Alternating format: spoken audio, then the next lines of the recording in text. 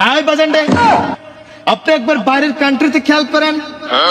বাইরের কান্ট্রিতে একটা ছেলে যখন একটা মেয়েকে পটায়, একটা গার্লফ্রেন্ড ম্যানেজ করে ফেলে, সর্বপ্রথম সেই খবরটাই সে দেয় তার বাবাকে। আর তার বাবা অ্যাপ্রিসিয়েট করে, বলে, ও বাবা, তুমি অনেক ভালো কাজ করেছো, তুমি ওই মেয়েটাকে কবে নিয়ে আসতেছো বাসায়, এই নাও টাকা, এই নাও পয়সা। ওই মেয়েটাকে নিয়ে চাইনিজ রেস্টুরেন্টে, বড় বড় রেস্টুরেন্টে খাইতে যাও, ঘুরো, ফুর্তি করো, আমোদ করো। আর আব্বা, আপনি কেমন মানুষ! বাংলাদেশে এখন মনে হচ্ছে আমি জন্মগ্রহণ করে বড় পাপিষ্ট বান্দা হিসেবে চিহ্নিত হলাম। আপনার মতো এরকম ব্যাকডেটেড বাবা পেয়ে আমি প্রেগনেন্ট, গর্বিত না। আব্বাজান, আমি আউলায় যাচ্ছি আব্বাজান।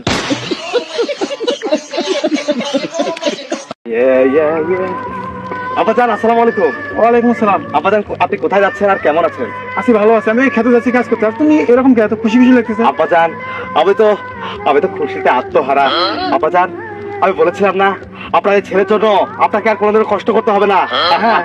এতদিন ধরে আপনাকে কষ্ট দিয়ে আসছি, আর আপনাকে কষ্ট দিতে চাই না। আব্বাজান, আমি নিজের একটা ব্যবস্থা করে ফেলেছি আব্বাজান। আমি জানতাম তুমি আমার মুখটা উজ্জ্বল করবে। ইয়েস আব্বাজান। আমি তোমাকে যতই পাগল ছাগল বলি না, তুমি তো আমার ছেলে।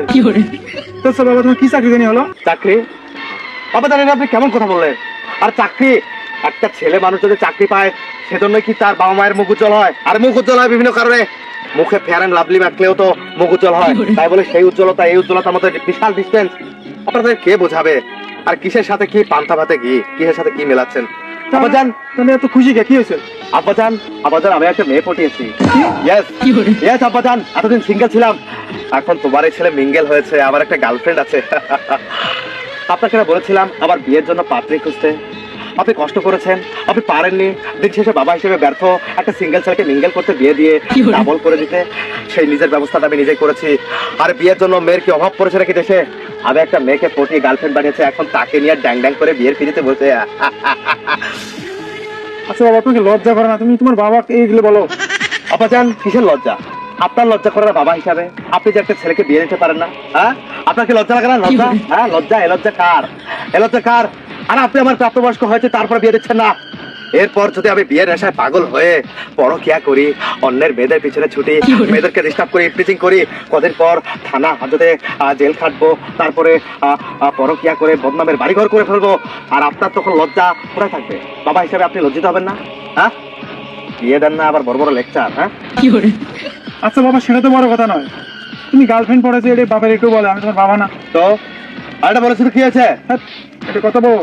আয় বাজানডে, আপনি একবার বাইরের কান্ট্রিতে খেয়াল করেন। বাইরের কান্ট্রিতে একটা ছেলে যখন একটা মেয়েকে পটায়, একটা গার্লফ্রেন্ড ম্যানেজ করে ফেলে, সর্বপ্রথম সেই খবরটাই সে দেয় তার বাবাকে। আর তার বাবা অ্যাপ্রিসিয়েট করে, বলে, ও বাবা, তুমি অনেক ভালো কাজ করেছো, তুমি ওই মেয়েটাকে কবে নিয়ে আসতেছো বাসায়, এই নাও টাকা, এই নাও পয়সা। ওই মেয়েটাকে নিয়ে চাইনিজ রেস্টুরেন্টে, বড় বড় রেস্টুরেন্টে খাইতে যাও, ঘুরো, ফুর্তি করো, আমোদ করো। আর আব্বা, আপনি কেমন মানুষ! বাংলাদেশে এখন মনে হচ্ছে আমি জন্মগ্রহণ করে বড় পাপিষ্ট বান্দা হিসেবে চিহ্নিত হলাম। আপনার মতো এরকম ব্যাকডেটেড বাবা পেয়ে আমি প্রেগনেন্ট, গর্বিত না। আব্বাজান, আমি আউলায় যাচ্ছি আব্বাজান। আপনার কথা শুনে বাইরের কান্ট্রিতে বাজানডে, বাপ ছেলের সম্পর্ক বন্ধুর মতো। ছেলে যখন বাবাকে এসে বলে, ও বাবা, এই মেয়েটাকে আমার পছন্দ, দেখো তো কেমন হয়েছে। বাবা মুস্কি হেসে বলে, ও বাবা রে, মেয়েটা তো অনেক সুন্দর, তুমি কেমনে পটাইছো আমাকে একটু বলো। তাহলে কতটা আপডেট হলে একটা ছেলে আর তার বাবার সাথে এরকম একটা মজবুত বন্ডিং হয়।